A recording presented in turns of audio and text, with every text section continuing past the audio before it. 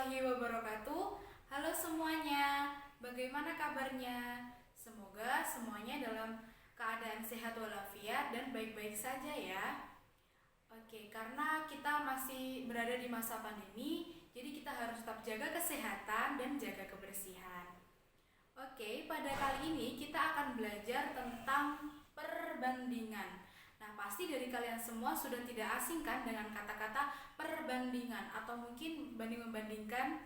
Nah, di dalam matematika juga ada yang namanya atau ilmu tentang perbandingan.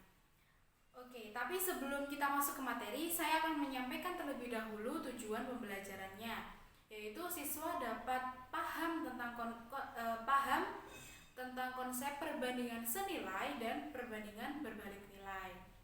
Nah, terus kemudian kenapa sih kita harus belajar tentang perbandingan gitu ya? Oke, semisal contohnya dalam kelas nih, sudah dibagikan nilai matematikanya. Kemudian kita pengen tahu nih perbandingan nilai kita dengan teman kita. Kita 80, mendapatkan nilai 80. Terus teman kita mendapatkan nilai misalnya 90. Nah, berapa sih perbandingannya nilai kita dengan teman kita? Nah, di dalam perbandingan ini kita dapat membandingkan nilai kita dengan teman kita. Oke, sekarang kita masuk ke perbandingan. Nah, dari definisi terlebih dahulu, perbandingan itu adalah proses perbandingan nilai atau besaran dari dua hal atau lebih yang sejenis yang dinyatakan dalam bentuk yang paling kecil atau yang paling sederhana. Nah, kemudian di dalam perbandingan itu ditulis dengan seperti ini, A banding B, atau juga bisa ditulis seperti ini, A dibanding B. Ingat, ini bukan A dibagi B ya, tetapi A dibanding B. Oke, kemudian di perbandingan ini juga ada syaratnya. Jadi ketika kita ingin membandingkan, ada syaratnya, yaitu ada dua. Yang pertama yaitu harus sejenis. Jadi sebagai contohnya kita ingin membandingkan berat badan dengan berat badan, tinggi badan dengan tinggi badan. Kalau kita ingin membandingkan nilai matematika dengan berat badan seseorang, nah itu tidak bisa ya, karena tidak sejenis.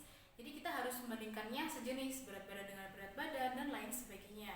Kemudian yang kedua adalah membuatnya dalam bentuk yang paling kecil atau yang paling sederhana. Oke, sebagai contohnya di dalam kelas kita sudah dibagikan nilai matematika, contohnya kita mendapatkan nilai 50 misalnya. Terus kemudian teman kita mendapatkan nilai 100. Nah, kita harus membuat nilai itu menjadi yang paling kecil atau yang paling sederhana. Jadi 50 nilai kita ini kita sederhanakan lagi menjadi 1 dibagi 50, kemudian nilai teman kita 100 kita buat nilai yang paling kecil dibagi 50 juga, jadi 2. Nah, maka perbandingan nilai kita dan teman kita yaitu 1 dibandingkan 2, begitu ya. Oke, di sini ada contoh sederhana juga. Jadi umur Andi adalah 10 tahun dan umur Budi adalah 20 tahun. Berapakah perbandingan umur Andi dengan umur Budi? Nah, dari kedua syarat tadi kita lihat di cerita soal ini. Tadi syarat yang pertama adalah jenisnya harus sama. Nah, di sini kita lihat berapakah perbandingan di sini umur dengan umur. Berarti syarat satu terpenuhi ya, harus sejenis. Ini membandingkan umur seseorang dengan umur seseorang juga. Jadi umur Andi dengan umur Budi. Kemudian yang kedua adalah membuat nilai tersebut menjadi nilai yang paling kecil atau yang paling sederhana. Nah, di sini umur Budi, di sini Andi maksud saya, dengan umur Budi. Nah, umur Andi adalah 10 tahun dibanding dengan umur Budi 20 tahun. Nah, ini kita buat menjadi nilai yang paling kecil atau nilai yang paling sederhana. Nah, di sini dapat menggunakan FPB atau di sini kita langsung saja dibagi 10, jadi 1 dibanding 20 dibagi 10, 2. Jadi perbandingan umur Andi dan umur Budi adalah 1 dibanding 2. Nilai nilainya sudah yang paling kecil atau yang paling sederhana, gitu ya. Oke, saya punya dua ilustrasi seperti ini. Yang pertama, Andi pergi ke toko buku untuk membeli satu buah buku dengan harga 2.500. Kemudian ia membeli lagi buku yang sama dengan jenis yang sama, cuman jumlahnya sebanyak 4 buah dan membayar 10.500. Kemudian contoh yang kedua atau ilustrasi yang kedua. Seorang peternak mempunyai persediaan makanan untuk 30 ekor sapi selama 15 hari. Jika peternak tersebut menjual beberapa sapinya sehingga hanya tersisa 25 ekor sapi, maka persediaan makanan akan habis selama 18 hari. Nah, kira-kira dari kedua ilustrasi ini apa sih bedanya gitu ya? Nah,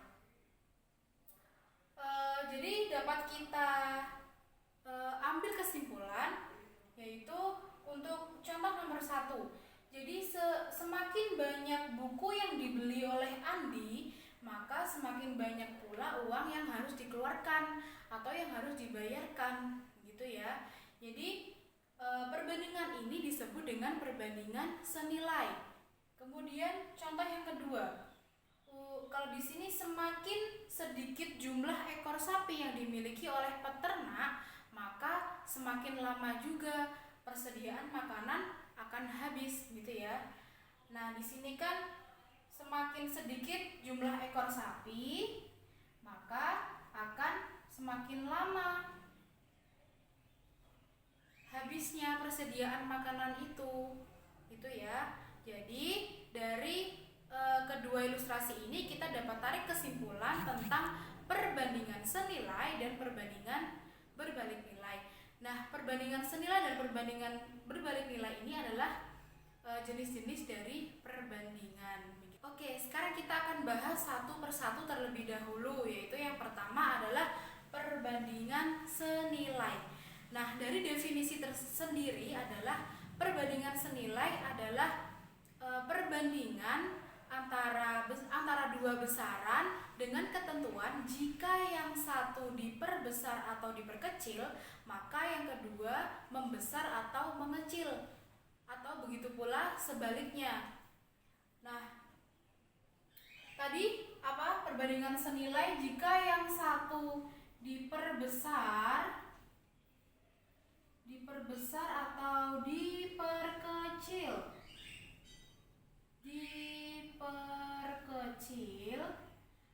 maka yang kedua akan membesar atau mengecil juga, atau begitu pula sebaliknya.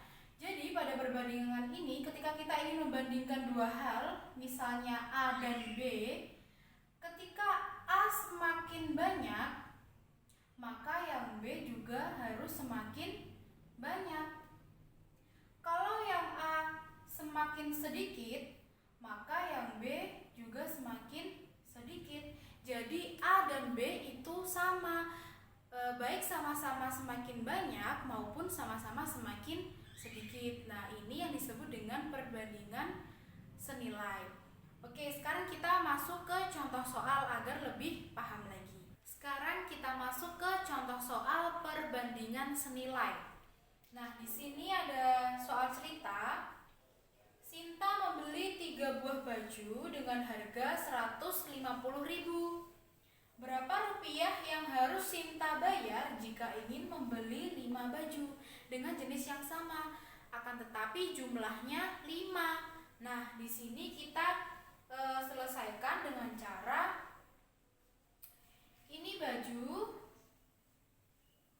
dan ini harga. Nah, Sinta kalau ingin membeli Sinta membeli baju 3 dengan harga 150.000.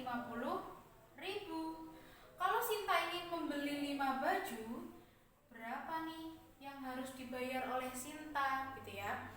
Nah, dari definisi perbandingan senilai sendiri, kalau semakin banyak yang dibeli oleh Sinta, maka nih semakin banyak jumlah baju yang akan dibeli, maka semakin banyak juga uang yang harus dibayarkan atau yang harus dikeluarkan, begitu ya.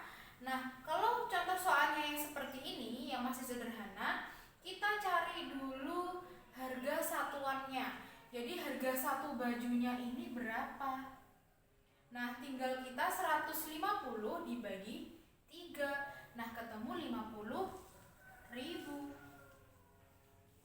Jadi satu harga baju ini adalah 50.000. Kalau 2 baju berarti 100.000. Tinggal kita tambahkan saja 50.000. Kalau 3 baju berarti 150.000.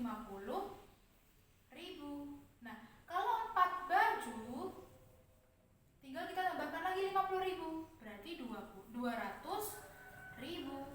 Nah, kalau 5 baju maka 250.000. Jadi, jika Sinta ingin membeli 5 baju, maka uang yang harus dikeluarkan yaitu 250.000 rupiah. Nah, di sini bisa kita lihat, semakin banyak jumlah baju yang dibeli, maka semakin banyak juga uang yang harus dikeluarkan, begitu ya. Itu sesuai dengan definisi perbandingan senilai. Nah, ini yang dinamakan dengan perbandingan berbalik nilai. Sekarang kita akan masuk ke contoh soal agar lebih paham lagi ya. Nah, sekarang kita akan masuk ke contoh soal perbandingan berbalik nilai. Nah, dari definisi perbandingan berbalik nilai tadi, di sini nanti kita dapat menyelesaikan contoh soalnya. Di sini diketahui ibu ingin memperbaiki atap rumah yang bocor.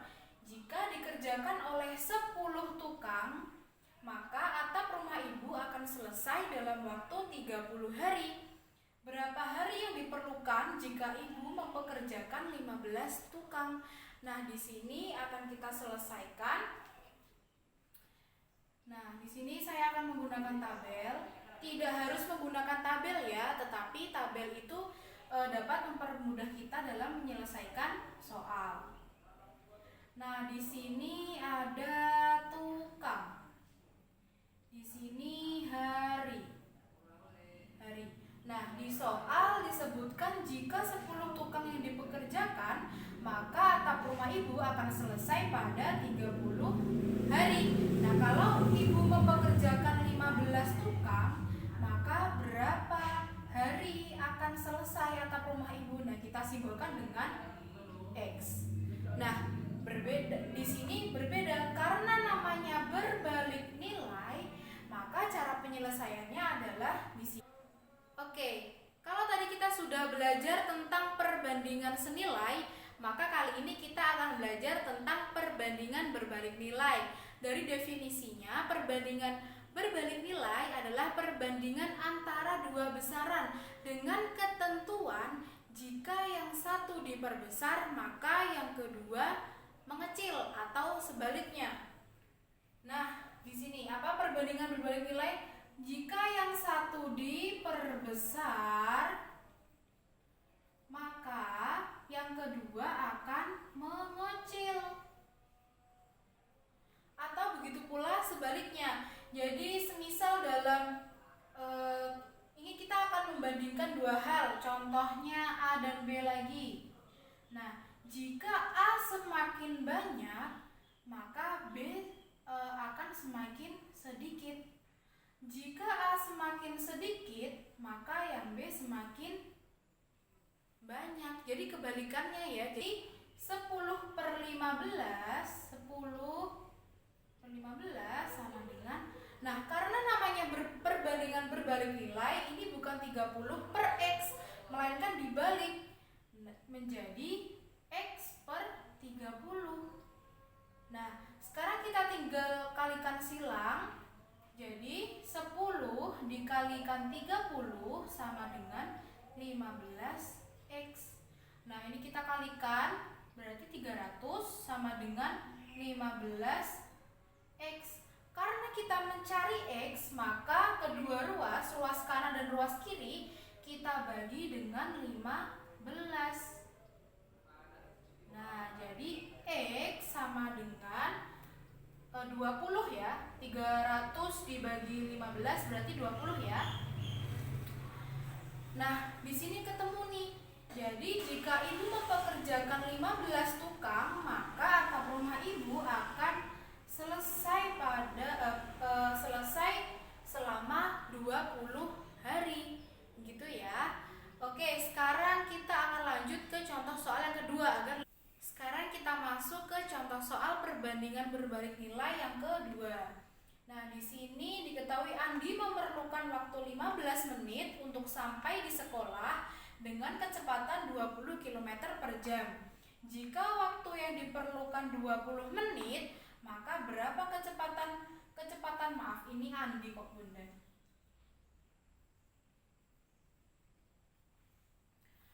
Sekarang kita akan belajar Sekarang kita masuk ke contoh soal yang kedua, masih dengan perbandingan berbalik nilai. Nah, di sini ada Andi memerlukan waktu 15 menit untuk sampai di sekolah dengan kecepatan 20 km per jam. Jika waktu yang diperlukan 20 menit, berapa kecepatan Andi untuk sampai di sekolah? Nah, masih sama seperti tadi. Saya menggunakan tabel agar lebih memudahkan dalam menyelesaikan soal. Nah, di sini ada waktu. Di sini ada kecepatan. Nah, di dalam soal Andi memerlukan waktu 15 menit dengan kecepatan 20 km per jam. Nah, kalau waktu yang diperlukan itu 20 menit, berapa kecepatan yang digunakan oleh Andi agar sampai di sekolah? Nah, sekarang kita selesaikan dengan cara 15, masih sama seperti tadi, 15 per 20 sama dengan, ingat karena ini berbalik nilai, maka ini bukan 20 per X, melainkan X per 20. Nah, ini X per 20. Sekarang kita tinggal kalikan silang. Jadi ini 15 dikalikan 20, kemudian sama dengan 20 X. Begitu ya. Di sini 15 dikalikan 20 yaitu 300 sama dengan 20 X. Karena kita mencari X, maka kedua sisi, kedua ruas kanan dan ruas kiri kita bagi 20. Ketemu X-nya adalah 15. Nah, jadi jika waktu yang diperlukan Andi 20 menit, maka dia dengan kecepatan 15 km per jam untuk sampai di sekolah. Begitu ya.